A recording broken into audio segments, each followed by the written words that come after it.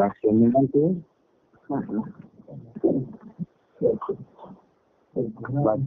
ଆମ ସହିତ ରମେଶ ଅଛନ୍ତି, ପ୍ରାର୍ଥନା କରିବେ। ବାକ୍ୟଟା ଯିବା।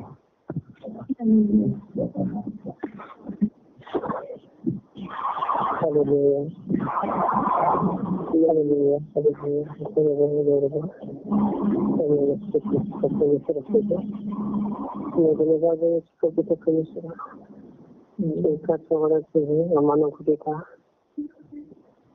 তুমি ତୁମ ଚରଣ ନିମନ୍ତେ ମହିମା ଗୌରବ ପ୍ରଶଂସା କରିବା ପାଇଁ ସୁନ୍ଦର ଭାବରେ ଦେବୀର ଭିତରକୁ ଆମେ ଧନ୍ୟବାଦ ଦେଉଛୁ। ଏଥିପାଇଁ ପରମେଶ୍ୱର ସମସ୍ତଙ୍କ ଆତ୍ମୀୟ ମନ ପ୍ରାଣକୁ ପ୍ରଭୁ ଶିକ୍ଷିତ ଭିତରେ ପ୍ରଭୁ ସମସ୍ତଙ୍କ ଆତ୍ମାକୁ ପରିପୂର୍ଣ୍ଣ ଭାବରେ ତୁମର ବାକ୍ୟରେ ବ୍ୟବହାର କରା। ଯେପରି ଯାହା କର୍ଣ୍ଣ ଅଛି ସେ ତୁମର ବାକ୍ୟ ଶୁଣିବ ଆଉ ଆତ୍ମାରେ ମନେ ରଖିବ ଆଉ ଅନ୍ୟକୁ ଜଣାଇ ପାରିବ ଆଉ ନିଜ ଶରୀର ଆତ୍ମା ମନ ପ୍ରାଣକୁ ପ୍ରଭୁ ସେ ପରିପୂର୍ଣ୍ଣ ଭାବରେ ତୁମର ବାକ୍ୟରେ ପୂର୍ଣ୍ଣତା କରିବେ। ସେଥିପାଇଁ ପ୍ରଭୁ ସମସ୍ତ ପ୍ରଭୁ ଆଶୀର୍ବାଦ କରି ବ୍ୟବହାର କର। ଆରମ୍ଭରୁ ଶେଷ ପର୍ଯ୍ୟନ୍ତ କୌଣସି ମନ ଚିନ୍ତା କୌଣସି ପ୍ରତିକକୁ ତୁମେ ବିଷ୍ଣୁ ନାମରେ ଦୂର କର ଆଉ ତୁମର ସେଇ ପବିତ୍ର ବାକ୍ୟ ଦେଇ ଆରମ୍ଭରେ ଶେଷ ପର୍ଯ୍ୟନ୍ତ ତୁମେ ଚଳାଅ। ଏହି ପ୍ରାର୍ଥନା ଆସିଲେ ସେଇ ନାଗରିକ ପ୍ରଭୁ ବିଷ୍ଣୁ ନାମରେ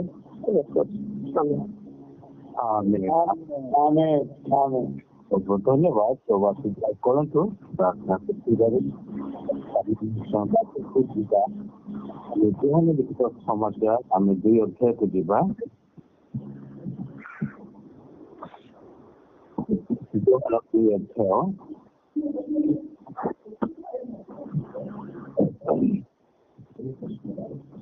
ଆମେ 1ରୁ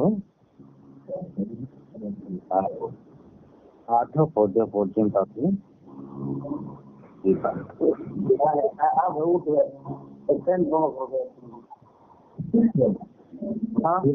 ଜହନ 2 ପର୍ବ 1ରୁ ଠିକ ଅଛି ଆମେ 9 ପର୍ଯ୍ୟନ୍ତ ପାଠ କରିବା।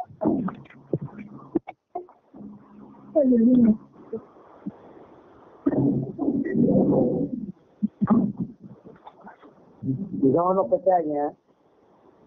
ଜହନ 2:1ରୁ ଆମେ ଜଲ୍ଦି ପଢିବା 12 ପର୍ଯ୍ୟନ୍ତ ପାଠ ପଢିବା। ଯେ ତୃତୀୟ ଦିବସରେ ଗାଲିଲୀର ବିବାହ ହେଲା ଆଉ ଯୀଶୁଙ୍କ ମାତା ସେଠାରେ ଥିଲେ। ମଧ୍ୟ ଆପଣା ଶିଷ୍ୟମାନଙ୍କ ସହିତ ସେହି ବିବାହ ନିମନ୍ତ୍ରିତ ହେଲେ। ପରେ ଦ୍ରାକ୍ଷାରସ ସରିଯିବାରୁ ଯୀଶୁଙ୍କ ମାତା ତାହାଙ୍କୁ କହିଲେ, ସେମାନଙ୍କର ଦ୍ରାକ୍ଷାରସ ନାହିଁ। ସେଥିରେ ଯୀଶୁ ତାଙ୍କୁ କହିଲେ, ଗୋନାରୀ, ମୋତେ କାହିଁକି ଏଥିରେ ଜଡ଼ିତ କରିଅଛ? ମୋହର ସମୟ ଏପର୍ଯ୍ୟନ୍ତ ଉପସ୍ଥିତ ହେଇନାହିଁ। ତାହାଙ୍କ ମାତା ପରିଚାରକ ମାନଙ୍କୁ କହିଲେ, ସେ ମାନଙ୍କୁ ଯାହା କିଛି କହନ୍ତି ତାହା କର। ଆଉ ସେଠାରେ ଯୁହୁଦୀ ମାନଙ୍କୁ ଶୁଦ୍ଧିକରଣ ରୀତି ଅନୁସାରେ 3 ମହଣିଆ ଚଉଠା ମାନଙ୍କୁ କହିଲେ, ଯାହା ପାଣିରେ ଭର୍ତ୍ତି କର।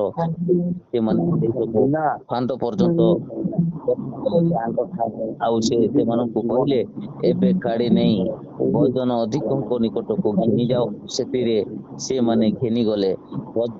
ବୋଝର ଅଧିକ ଦ୍ରାକ୍ଷାରସ ହେଉଥିବା ସେହି ପାଣିକି ତାକି ତାହା କେଉଁଠାରୁ ଆସିଲା ଏହା ଜାଣିବାରୁ ଯେଉଁ ପରିଚାରକ ମାନେ କାଢିଥିଲେ ସେମାନେ ଥିଲେ ବରଙ୍କୁ ଡାକି କହିଲେ, ସମସ୍ତେ ପ୍ରଥମରେ ଭଲ ଦ୍ରାକ୍ଷାରସ ଦେଇଥାନ୍ତି ଆଉ ଲୋକେ ମାଥାଳ ହେଲା ଉଠାରେ ମନ୍ଦ ଦିଅନ୍ତି। ତୁମ୍ଭେ ଏପର୍ଯ୍ୟନ୍ତ ଭଲ ଦ୍ରାକ୍ଷାରସ ରଖିଅଛ। ଯୀଶୁ ଏହି କଥା ଗାଲିଲୀର କାନାରେ ଆଶ୍ଚର୍ଯ୍ୟ କର୍ମ ଆରମ୍ଭ କରି ଆପଣା ମହିମା ପ୍ରକାଶ କଲେ। ଶିଷ୍ୟମାନେ ତାଙ୍କ ଠାରେ ବିଶ୍ୱାସ କଲେ। ପରେ ସେ ଆପଣା ମାତା ଭାତୃବୃନ୍ଦ ଓ କପେର୍ଣ୍ଣାଉମକୁ ଗଲେ। ସେମାନେ ସେଠାରେ ଅଧିକ ଦିନ ରହିଲେ ନାହିଁ।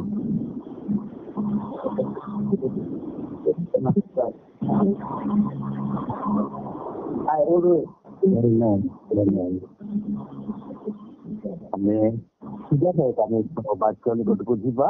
ଆମେ ଯାହା ପାଠ ପଢିଲୁ ଜାଣିପାରୁଛୁ ସେଟା ବିବାହ ବୋଝରେ ପ୍ରଭୁ ଯୀଶୁ ଖ୍ରୀଷ୍ଟ ଥିବା ଦ୍ୱାରା କିପରି ଆଶ୍ଚର୍ଯ୍ୟଜନକ ବିଷୟ, କିପରି ଅଭାବ ମୋଚନ ହଉଛି ତାହା ଆମେ ସ୍ଥାନରେ ଆମେ ଦେଖିପାରୁଛୁ। ଆଉ ଯୀଶୁ ଖ୍ରୀଷ୍ଟ ଯେଉଁ ସ୍ଥାନରେ ଉପସ୍ଥିତ ସେହି ସ୍ଥାନରେ କିପରି ଆଶୀର୍ବାଦ ଅଛି, କିପରି ସମସ୍ୟା ସମାଧାନ ଅଛି, ଆଉ କିପରି ଅଭାବର ପୂର୍ଣ୍ଣତା କରୁଛି ତାହା ଏହି ସ୍ଥାନରେ ଦେଖିପାରୁଛୁ। ଯାହାକି ଯୀଶୁ ଖ୍ରୀଷ୍ଟ ବିବାହ ବୋଝରେ ଉପସ୍ଥିତ ଅଛନ୍ତି। ବିବାହ ବୋଝରେ ଉପସ୍ଥିତ ତାହା ହଉଛି କାନା ନଗର। କାନା ଗୋଟେ ନଗର, କାନା ଗୋଟେ ଗାଲିଲର ଗୋଟେ କାନାରେ ଗୋଟେ ଅଛି ତାହା ଅଛି। ଆଉ ପ୍ରଭୁ ଯୀଶୁ ଖ୍ରୀଷ୍ଟ ବିବାହ ଭୋଜକୁ ନିମନ୍ତ୍ରିତ ହେଇଛନ୍ତି। ତାକୁ ନିମନ୍ତ୍ରିତ କରାହେଇଛି, ତାକୁ ଇନଭିଟେସନ କରାହେଇଛି, ତାକୁ ଡକା ଯାଇଅଛି। ଏବଂ ଯୀଶୁ ଏବଂ ତାଙ୍କ ଶିଷ୍ୟମାନେ ଏବଂ ସେଇଟା ଆଉ ଗୋଟେ ବଡ ବିଷୟ, ଜାଗତିକ ହିସାବରେ ମରିୟମ ମଧ୍ୟ ତାଙ୍କ ମାତା ମଧ୍ୟ ଉପସ୍ଥିତ ଅଛନ୍ତି। ମୋର ପ୍ରିୟ ମାନେ, ଏହି ବିବାହ ଭୋଜରେ ଅନେକ ପ୍ରଭୁ ଯୀଶୁ ଖ୍ରୀଷ୍ଟ ଅଛନ୍ତି, ଆଉ ଶିଷ୍ୟମାନେ ଅଛନ୍ତି ଏବଂ ମରିୟମ ଅଛନ୍ତି, ମାତା ତାଙ୍କ ମାତା ହିସାବରେ ମଧ୍ୟ ଅଛନ୍ତି। ହେଲେ ଆମେ ଦେଖିପାରୁଛୁ ସେଇ ବିବାହ ନିମନ୍ତ୍ରିତ ହେଇଛନ୍ତି। ନିମନ୍ତ୍ରିତ ମଧ୍ୟରେ ସେମାନଙ୍କୁ ସେମାନଙ୍କର ଅବଦାନ ରହୁଛି ଏହି ଆମେ ଦେଖିପାରୁଛୁ। ଆମେ ଦେଖିବା ହେଲେ ବିବାହ ଭୋଜରେ କାହିଁକି ସେ ଦେଶରେ ନିହାତି ଦ୍ରାକ୍ଷାରସ ପ୍ରଥମ ସ୍ଥାନ ଦିଅନ୍ତି। ଦ୍ରାକ୍ଷାରସ ହଉଛି ନିଶ୍ଚିତ ପ୍ରଥମ ଗୋଲ। ଆମେ ଯେପରି ଆଜି ଆମମାନଙ୍କ ମଧ୍ୟରେ ବିବାହ ମଧ୍ୟରେ ବର୍ତ୍ତମାନ ଆମର ଥଣ୍ଡା ପାଣି ବା ଆମେ କୋଲ୍ଡ ଡ୍ରିଙ୍କ ଦେଇଥାଉ, ଆଗରୁ ଆମ ଅଞ୍ଚଳ ମାନଙ୍କର ଥିଲା ମଦ ପାଣି। ସେଟା ମଦ ଆସିବା ପରେ ସେମାନଙ୍କୁ ମଦ ଦିଆଯାଉଥିଲା। କିନ୍ତୁ ମୋର ପ୍ରିୟ ମାନେ ବର୍ତ୍ତମାନ ଆମେ କୋଲ୍ଡ ଡ୍ରିଙ୍କ ଦେଇକିରି ଯାହା ବି ଆମେ ଆଗ ମୁଣ୍ଡି ବା ମିକ୍ସଚର ଦେଇକିରି ଆଜି ଆମେ ପ୍ରଥମ ସ୍ଥାନ ଦେଇଥାଉ। ସେହିପରି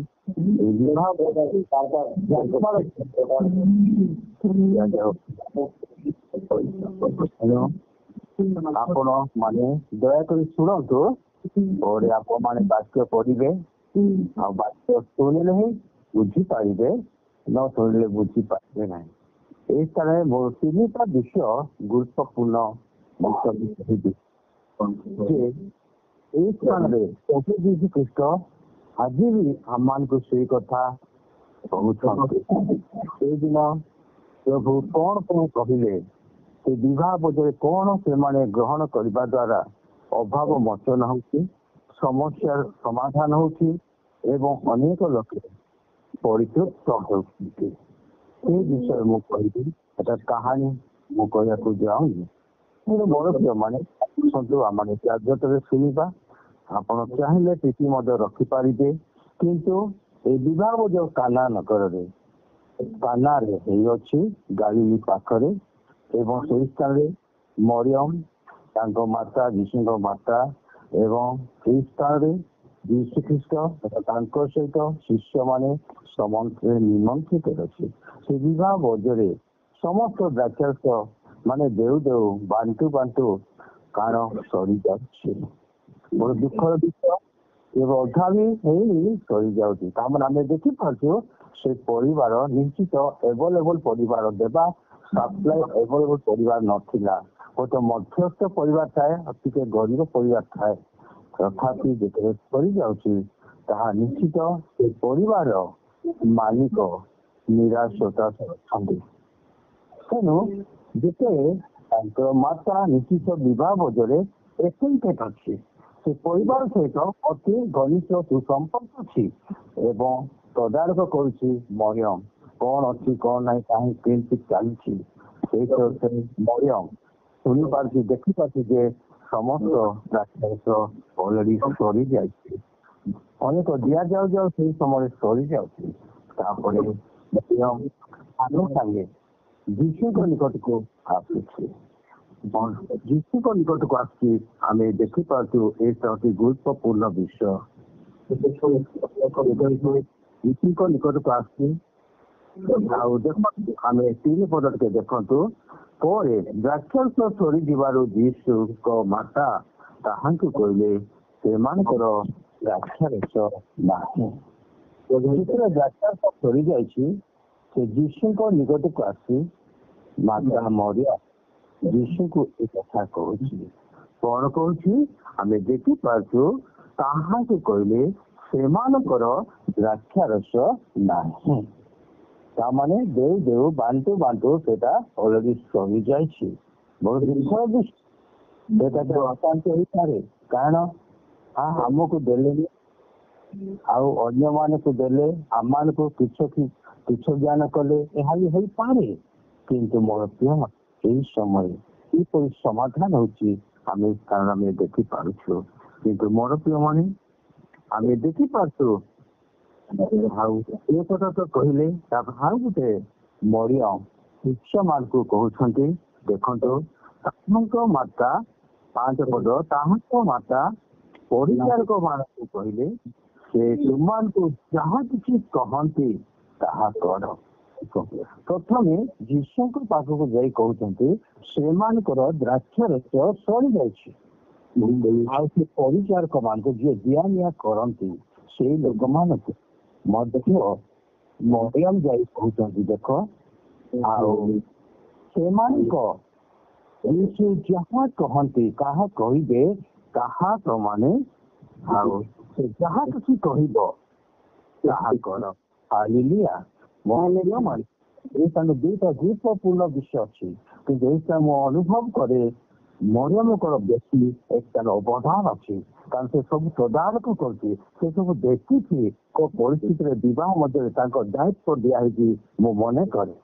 ଏଣୁ ସରିଯାଉଛି ଯୀଶୁଙ୍କୁ କହୁଛି ସେମାନଙ୍କର ଦ୍ରାକ୍ଷାରସ ସରିଯାଇଛି କାରଣ କେତେ ଜଣ ଯେ ପର୍ଯ୍ୟନ୍ତ ପାଇନାହାନ୍ତି ଆଉ ଦେଉ ଦେଉ ସରିଯାଇଛି କଣ କରିବା।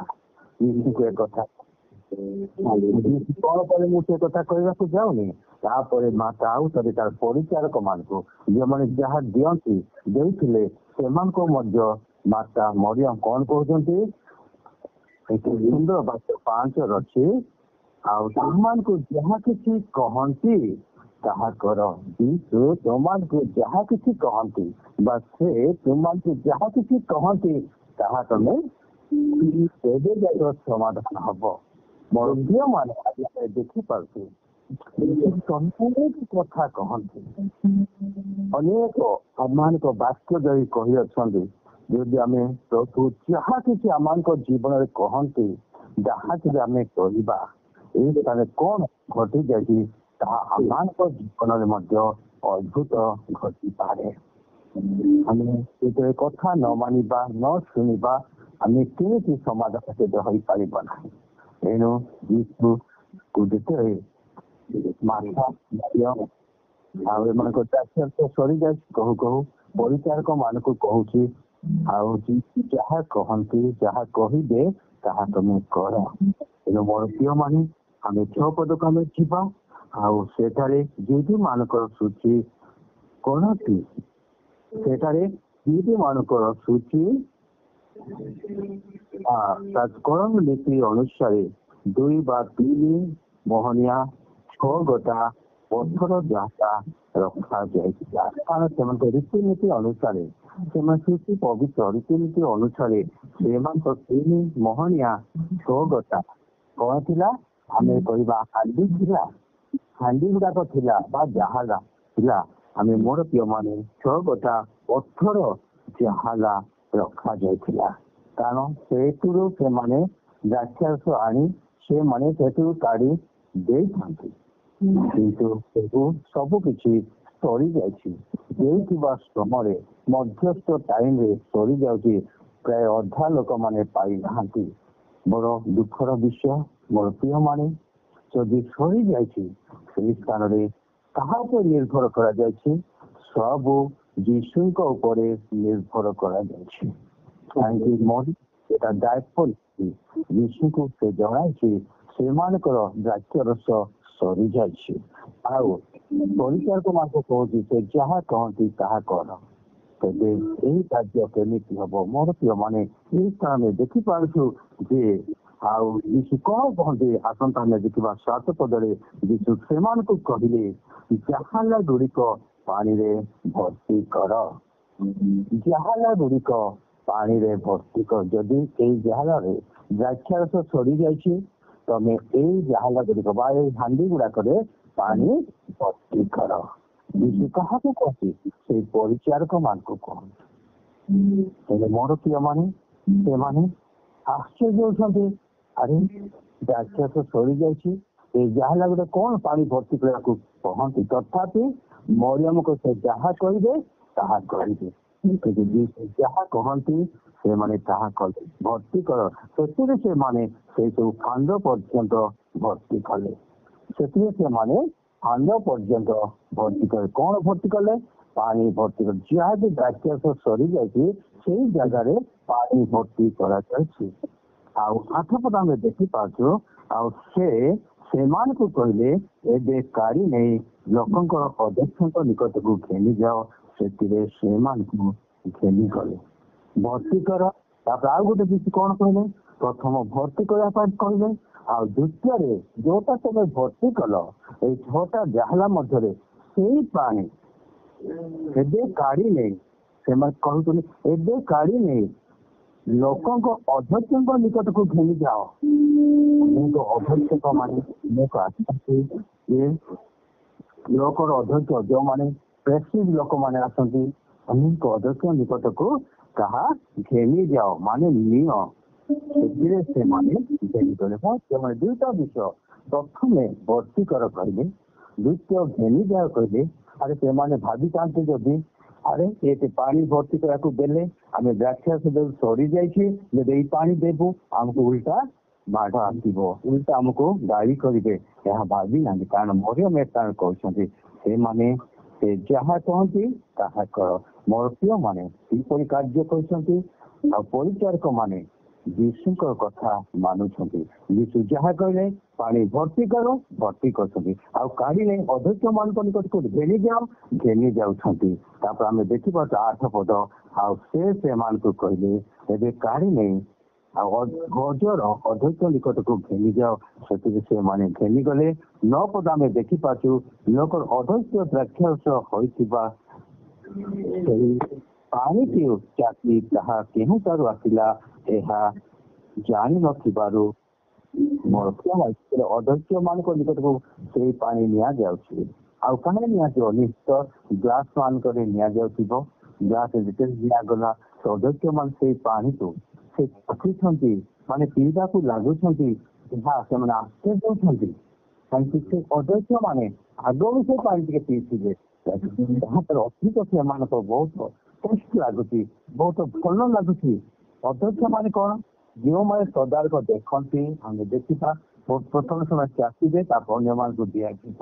ତେଣୁ ଯେତେବେଳେ ସେମାନେ ଦେଖୁଛନ୍ତି, ଚାଖୁଛନ୍ତି ଏବଂ ସେମାନେ ଜାଣିନଥିବାରୁ ସେ କିଛି ଜାଣିନଥିବାରୁ ସେମାନେ କହିଲେ, କିନ୍ତୁ ଏଇ ପାଣି ଏଇ ଦ୍ରାକ୍ଷାରସ ସେମାନେ କହୁଛନ୍ତି, ମାନେ ଅଧ୍ୟକ୍ଷ ଦ୍ରାକ୍ଷାରସ ହୋଇଥିବା ସେଇ ପାଣିକୁ ଚାଖି ତାହା କେଉଁଠାରୁ ଆସିଲା? ତାର ଅର୍ଥ ଦ୍ରାକ୍ଷାରସ ସରିଯାଇଛି, ଆଉ ଏଟା କେଉଁଠାରୁ ଆଣିଲ? ଯୋଉଠି ଆସିଥିଲ ସେଇ ଜାଗାରୁ ନା ଅନ୍ୟ ଜାଗାରୁ? ତାର କହିବା ଉଦ୍ଦେଶ୍ୟ, କାରଣ ସେମାନେ କିଛି ଜାଣିନାହାନ୍ତି।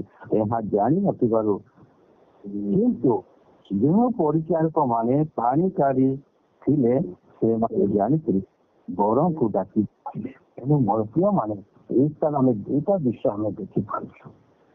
ସେହି ଦ୍ରାକ୍ଷାରସରେ ଅନେକ ସ୍ୱାଦଯୁକ୍ତ ମିଶ୍ର ହେଇଛି, କାରଣ ସେଇ ପାଣିକୁ ଯୀଶୁ କଷ୍ଟ ଦେଇଛନ୍ତି।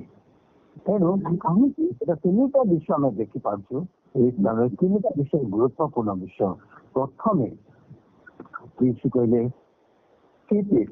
ମାନେ ତମେ ଏହା ପ୍ରଥମେ ଭର୍ତ୍ତି କର, ମାନେ ରଖିବା। ପ୍ରଥମେ ସେମାନେ ମାନେ ଯୀଶୁ ଯାହା କହନ୍ତି ତାହା କର। ସେ ଅନୁସାରେ ସେମାନେ ନିଜ ହୃଦୟକୁ ମନକୁ ସେମାନେ ରକ୍ଷା କରୁଛନ୍ତି, ରିପିଟ୍ କରୁଛନ୍ତି। ମାନେ ସେମାନେ ଏଇ ପାଣି ଏଇ ଜାଲରେ ପାଣି ଭର୍ତ୍ତି କରନ୍ତି, ସେମାନେ ରିପିଟ୍ ଭର୍ତ୍ତି କରୁଛନ୍ତି। ଆଉ ଦ୍ୱିତୀୟ କହିଲେ ଯେଟା କାଢି ନିଅ, ମାନେ ଡ୍ର ଇଟ୍, ଯାହାକି କହିଲେ ଡ୍ର କର। ତାପରେ ତୃତୀୟରେ କହିଛନ୍ତି ଏହା ଦେଇ ଦିଅ, ମାନେ give it। ମୋର ମାହିତି ବିଷୟ ଯେତେବେଳେ ମାନେ ବ୍ୟାଙ୍କ ଆମେ ପ୍ରଥମେ କଣ କରୁଛେ, ବ୍ୟାଙ୍କରେ ଯାହାର ଯଦି ଆକାଉଣ୍ଟ ଅଛି କଣ କିଏ ବି ପ୍ରଥମେ ବ୍ୟାଙ୍କରେ ପଇସା ଡିପୋଜିଟ୍ କରିବେ, ଦ୍ୱିତୀୟରେ ସେମାନେ ୱିଥଡ୍ର କରିବେ, ତୃତୀୟରେ ତାହା ଯୋଉ ବିଷୟରେ ମଧ୍ୟ ଖର୍ଚ୍ଚ କରିପାରିବେ। ସେଟା ହଉଛି ଗୁରୁତ୍ୱପୂର୍ଣ୍ଣ। ଯଦି ବ୍ୟାଙ୍କ ଆକାଉଣ୍ଟ ଖୋଲିଛନ୍ତି ଆଉ ସେମାନେ ବିନା ପଇସା ନ ରଖିଲେ ସେମାନେ କେବେ ୱିଥଡ୍ର କରିପାରିବେ ନାହିଁ। ଆଉ ଯେ ୱିଥଡ୍ର ନ କଲେ ଆଉ ସେମାନେ କାହାକୁ ମଧ୍ୟ ଦେଇପାରିବେ ନାହିଁ। ଠିକ୍ ସେହିପରି ଆଜି ସ୍ଥାନରେ ପ୍ରଥମେ କହିଲେ ଭର୍ତ୍ତି କର ମାନେ ରଖ। ମୋର ପ୍ରିୟ ମାନେ ଆଜି ଆମର ଜୀବନରେ କେମିତି ଆମେ କରୁଛୁ, ଆମକୁ ଏଇ ଆଦେଶ ଦେଇଛନ୍ତି। ସେଦିନ ପରିଚାଳକ ମତେ କହିଲେ ଏଇ ଜାଲ ମାନଙ୍କର ପାଣି ଭର୍ତ୍ତି କର। ସେମାନେ ସେ ପାଣି କଣ ହବ କଣ ସେମାନେ ଜାଣିନାହାନ୍ତି। ଆଜି ଆମମାନେ ମଧ୍ୟ ଜୀବନରେ କିଛି ଜାଣିପାରୁଛୁ। ଆଜି ଆମମାନେ ହୃଦୟରେ ଯୀଶୁଙ୍କ ବାକ୍ୟ ରିପିଟ୍ କରିବା ପାଇଁ କହୁଛନ୍ତି। ଆଉ ଆର୍ଥିକରେ ମଧ୍ୟ ଆମେ କିପରି ନିଜର ସଞ୍ଚୟଟା ଆମେ ରଖିବା କିଛି ତାହା ମଧ୍ୟ କହୁଛନ୍ତି। ତାପରେ ଦ୍ୱିତୀୟରେ ଆଉ ଯୀଶୁ କହନ୍ତି କାଢି ନିଅ, ଯାହା ତୁମେ ରଖିଅଛ ତାହା ତୁମେ କାଢ ଏବଂ କାଢିବା ପାଇଁ କହୁଛନ୍ତି। ତାପରେ ତୃତୀୟରେ ତୁମେ କଣ କରିବ, ମାନେ ବାଣ୍ଟି ଦିଅ, ତାହା ଦିଅ। ତାହା କାହାକୁ ଦେବା? ମୋର ପ୍ରିୟ ମାନେ ଯୋଉ ପରିଚାରକ ମାନେ ଆଜି ଯୋଉମାନେ ପାଇନଥିଲେ, ଯୋଉମାନେ ଆଜି ସେମାନଙ୍କୁ ଦିଆଯାଉଛି।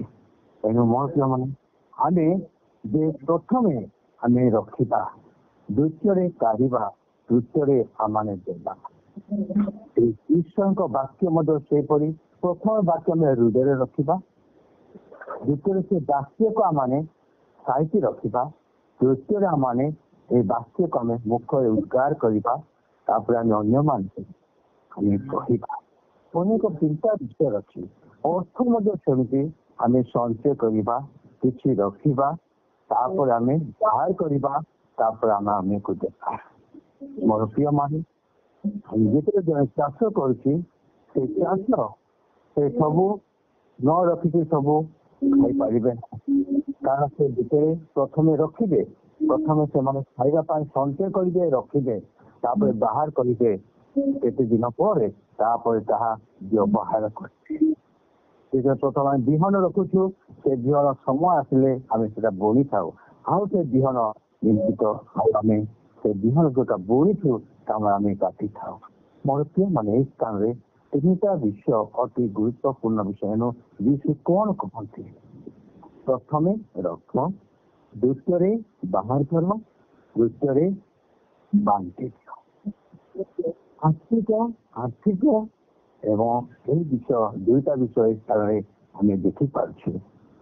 ଏଣୁ ଏହି ସ୍ଥାନରେ ଯୀଶୁ ଆମକୁ ଯାହା କହନ୍ତି ତାହା କରିବା ଦ୍ୱାରା ଆମମାନଙ୍କର ସମସ୍ୟା ଥିବ, ସମସ୍ୟା ସମାଧାନ ହବ। ଆଜି ଆମମାନଙ୍କର ଅଭାବ ଥିବ, ଅଭାବ ମୋଚନ ହବ। କାରଣ ଆଜି ଆମେ ଯାହା କହନ୍ତି ତାହା ଆମେ କରିବା। ଅନେକ ବାକ୍ୟରେ ଆମମାନଙ୍କୁ ଏଇ କଥା କହନ୍ତି। ପ୍ରଭୁ ଗୋଟେ ଶିଷ୍ୟ କହିଲେ, এই পরিশ্রান্ত বারগ্রস্ত লোকে ସମସ୍ତେ ମୋ ନିକଟକୁ ଆସ, ମୁଁ ତୁମମାନଙ୍କୁ ବିଶ୍ରାମ ଦେବି। ଏତେ କମ ଅନେକ ଆମେ ବେଳେ ବେଳେ ଅକ୍ଳାନ୍ତ ପରିଶ୍ରମ କରିଥାଉ, କୌଣସି ଆମେ ନିଜକୁ ଦିନେ ସମୟ ଆମେ ଯୀଶୁକୁ ଦେଇନଥାଉ। ଠିକ ଯାହାକି ଆମେ ଯୀଶୁକୁ ମନେ ରଖିନଥାଉ, ସମୟ ଦେଇନଥାଉ, ନିଜେ ଚିନ୍ତାଧାରା ଆମେ କାରଣ ଯୀଶୁ ମୋ ନିକଟକୁ ଆସ କହିଛନ୍ତି। ଆମେ ଯୀଶୁକୁ ସମର୍ପିତ ନ କରି ଆମେ ଆମ ଇଚ୍ଛାରେ କାର୍ଯ୍ୟ ବି କରିଥାଉ। କିନ୍ତୁ ଏଇ ପରିଚାରକ ମାନେ ଆମେ ଦେଖିପାରୁଛୁ, ସେମାନେ ଦ୍ରାକ୍ଷାରସ ପିଇବା ସମୟରେ ଏକ ବ୍ୟସ୍ତ ସମୟ ବଣ୍ଟନ କଲେ ସରିଲା ପରେ ଯେତେବେଳେ ସେମାନେ ଯୀଶୁଙ୍କର ଆଦେଶ ମାନୁଛନ୍ତି, ସେଇ ଦ୍ରାକ୍ଷାରସ ଆହୁରି ମଧ୍ୟ ଅଧିକ ମିଶେଇ ସେଦିନ ଆନନ୍ଦରେ ସେହି କାର୍ଯ୍ୟ ଅଛି। ଆନନ୍ଦରେ ବିବାହ କାର୍ଯ୍ୟ ଲୋକମାନେ ସମସ୍ତେ ପରିତୃପ୍ତ ହୋଇଛନ୍ତି। ତେଣୁ ମୋର ପ୍ରିୟ ମାନେ ଦେଖିଥିଲେ ଆମେ ଗୋଟେ ଛୋଟ ବାଳକ ଦ୍ୱାରା ଆମେ ଅନେକ ଶିଖିବାର ଅଛି। ଯେତେବେଳେ ଛୋଟ ବାଳକ ଦୀର୍ଘ 3 ଦିନ ପର୍ଯ୍ୟନ୍ତ ଅନେକ ସେ ବାକ୍ୟ ଶୁଣୁଛନ୍ତି। ସେ କଣ ରୁଟି 2ଟି ମାଛ 5ଟି ରୁଟି ଘେନିକି ସେ ଯାଇଛନ୍ତି। ସେ ଛୋଟ ବାଳକ ସେ କେମିତି ଟିକେଟ ସେ ସାଇତି ରଖିଥିଲା। ସେ ସାଇତି ଧରି ସେ ରଖିଅଛି, କିନ୍ତୁ ବାକ୍ୟ ଶୁଣୁଛି, ଇଆଡେ ସେଟା ଖାଦ୍ୟ ବି ରଖିଛି। ସମୟ ଆସୁଛି ସେ ତାହା ଶିଷ୍ୟମାନଙ୍କୁ ବାହାର କରିଦେଉଛି। ଶିଷ୍ୟମାନଙ୍କୁ ସେ ବାହାର କରିଦେଉଛି ଏବଂ ସେହି ରୁଟି ମୋର ପ୍ରିୟମାନେ ବଞ୍ଚା ଯାଉଛି, ଯାହାକି 5,000 ଲୋକ ଖାଇ, ଆଉ ସେଇ 12 ଟିକେ ବଳୁଛି।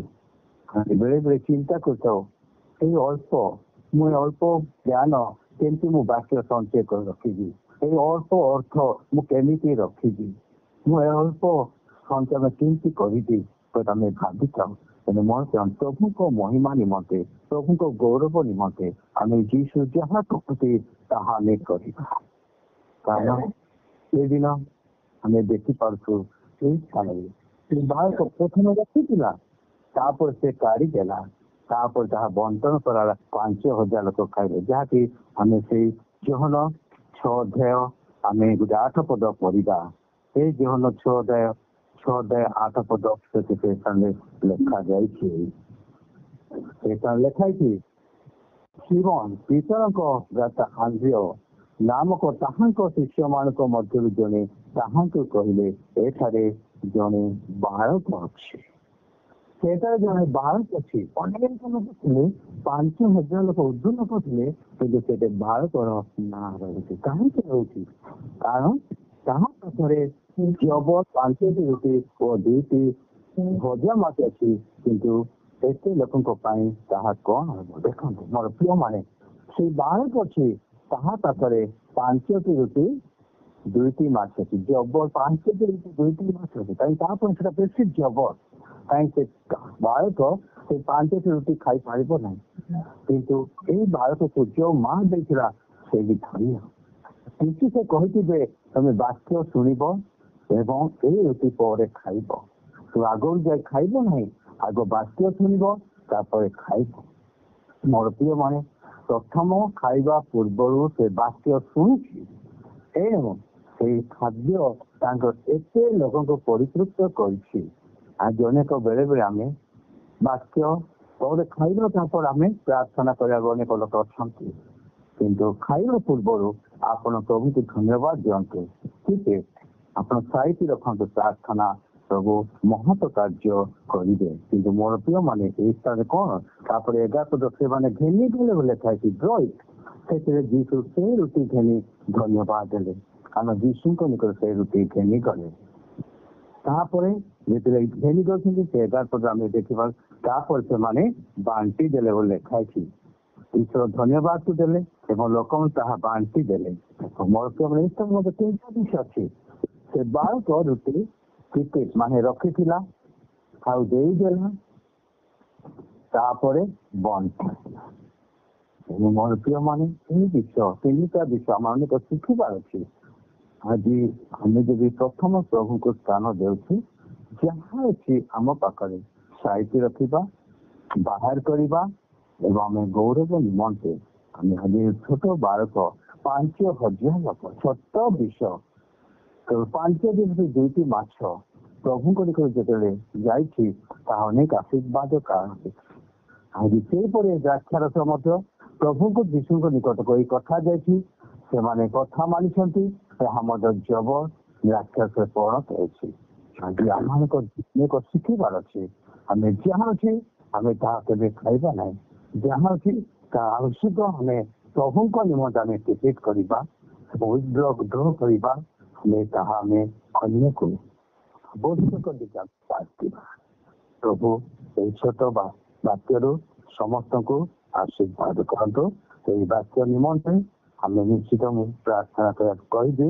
ଆଉ ନାଗେଶ ଭାଇ ଅଛନ୍ତି, ନିଶ୍ଚିତ ଏ ବାକ୍ୟ ପାଇଁ ପ୍ରାର୍ଥନା କରିବେ।